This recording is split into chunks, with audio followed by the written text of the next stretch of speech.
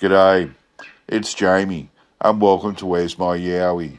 Today, I'm reading an old Australian newspaper article about Australian tigers, bunyips and sea serpents, so we'll get into it.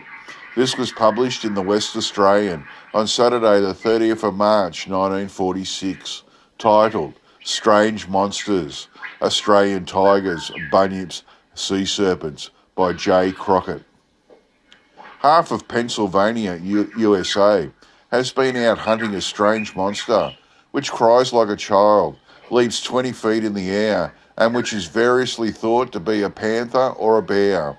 America, of course, has a few wild beasts of her own, including panthers and bears, but I am willing to lay a 10-to-1 bet that this monster turns out to be a common house dog gone bush or something equally commonplace.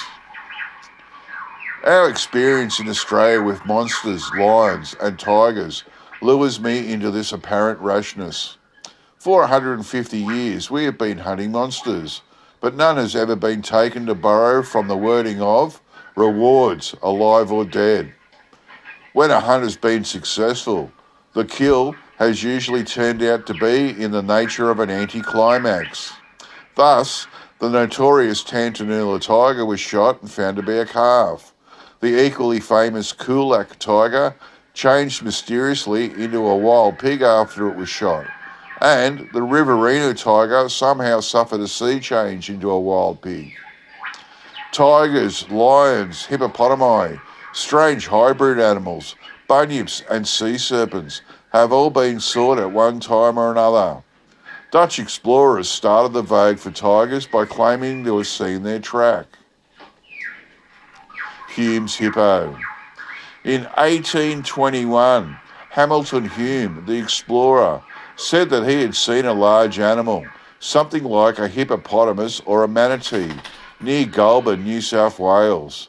But although the Philosophical Society of Australasia offered Hume a reward for its capture, or failing that, its head, skin or bones, Hume could not find his hippo again, nor could anyone else. Hume's hippo points the moral for all these stories of the mysterious monsters. Invariably someone sees one, then a lot of other people see the strange creature. Stimulated by this American report, I can confidently expect a new hunt for a tiger to start up any day in Australia. Our last panther was seen in 1940 near Melbourne. Since then, we've all been rather busy with a war. When sufficient people swear positively that they have seen the monster, hunts are organised. The chase grows hot, and then, just as mysteriously, the monster, apparently alarmed at all the publicity it is getting, vanishes and is to be seen no more. Tigers have been reported from Pipers Creek, Mansfield, Lockwood, Chiltern, Briargolong and other Victorian towns, from Harden, Tantawalongo, Goulburn, Gloucester, Wellington, Jamberoo, Orange and elsewhere in New South Wales, from 3 Mile Scrub, the St George District, Brisbane and Normanhurst in Queensland. Lions have been reported from Harden, Taree and Gloucester, all 3 towns in New South Wales. The Harden lion was never caught. The hunt was on in 1933. Nor was the Gloucester sheep killer of 1932. The Taree ferocious lion turned out to be a dingo house dog cross. The numerous tigers were usually seen at too great a distance to be identified positively. In a class of its own is the queer creature which 4 horsemen are supposed to have seen crossing the Molongo River, New South Wales in 1886. This was claimed to be a remarkable animal, whitish in colour, about the size of a large dog. Its face was like that of a child. It got away like the snark and was never seen again. Naturalists think that most of the tigers and lions that are seen from time to time are large dingoes or dingo dog crosses. Half man, half fish. Bunyips had quite a vogue in Australia's cradle days. People were always seeing them. Hundreds of descriptions, nearly all different, were published. Often it was said to be half man, half fish. Sometimes it was asserted it was as big as a bullock. At others, the size of a kitten. Again, it was said to have claws like a crocodile. A large, furry animal shaped somewhat like a dog, ran one account. With bright, shining eyes, it seems to swim in lagoons and billabongs by means of fins. No one has ever captured or shot a bunyip. In 1836, what was thought to be a bunyip skull was found on the banks of the Murrumbidgee River. It was packed off in cotton wool to London. The famous anatomist laughed when he saw it. The find was a deformed skull of a calf.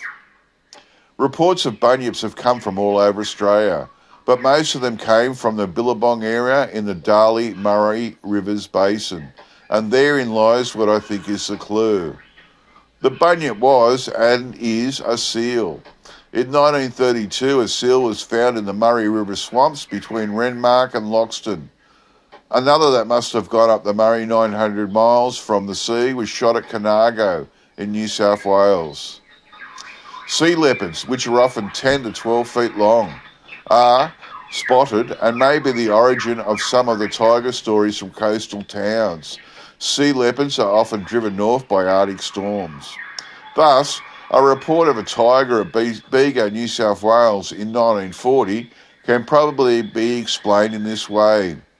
Bega residents heard some fearsome growls and barks coming from a swamp. Someone left a fish meal there, and next morning the strange visitor had disappeared. In December 1939, most of Grafton, New South Wales, was out hunting for a crocodile.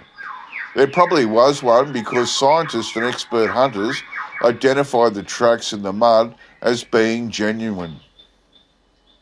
Shock for fishermen. This is quite a literature about sea monsters.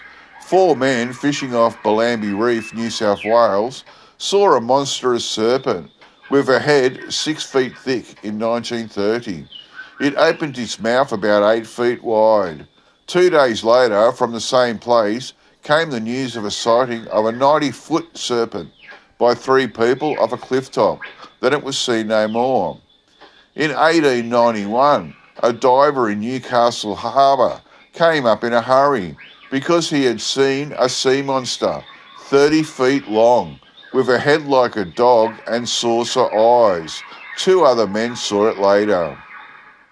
Here are 3 other sightings of sea serpents briefly. Lighthouse keepers saw one at Sandy Cape, Queensland in 1890. Another serpent with a 20-foot neck chased a Tasmanian fisherman in 1899. And sailors on the St. Francis Xavier saw an 80-footer off Port Stephens, New South Wales in 1925. Myself, I am sceptical. Scientific opinion is that of those sea serpents are often shoals of fish, sea squirts, and long trails of seaweed. My final remark is that if I ever have to do any lion or tiger taming for a living, I shall feel much safer if it is with some of our Australian ones. The only catch is that no one would pay me to see me performing in a cage by myself. The end. Well, that's pretty cool. There were some interesting stories there. Okay, that's it from me. I'll get back to you all next time. Bye.